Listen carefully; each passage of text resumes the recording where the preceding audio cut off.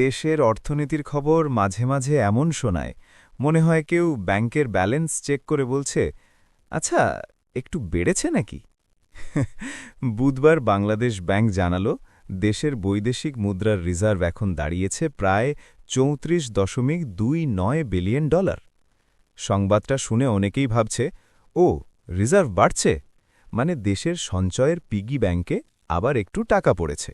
কেন্দ্রীয় ব্যাংকের মুখপাত্র আরিফ হোসেন খান বললেন, ১১ মার্চ পর্যন্ত হিসাব করলে গ্রস রিজার্ভ এই পরিমাণে পৌঁছেছে।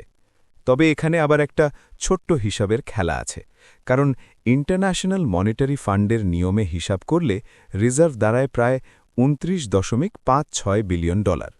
মানে ব্যাপারটা একটু এমন, আপনার পকেটে ১,০০০ টাকা আছে, কিন্তু বন্ধু বলল, ওইটা তো ধার করা ২০০ টাকা বাদ দিলে ৮০০।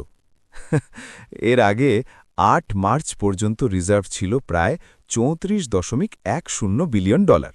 মানে কয়েকদিনের মধ্যেই একটু করে বাড়ছে। অর্থনীতির ভাষায় এটাকে বলা হয় রিজার্ভ বাড়া, আর সাধারণ মানুষের ভাষায়, আচ্ছা, একটু একটু করে জমছে মনে হয়। সব মিলিয়ে খবরটা খারাপ না, কারণ দেশের রিজার্ভ মানে অনেকটা বাসার সঞ্চয়ের মতো। যত বেশি থাকে তত কম চিন্তা হয়, আর কম থাকলে তখন সবাই মিলে একটাই কথা বলে, ভাই, একটু হিসাব করে খরচ করেন।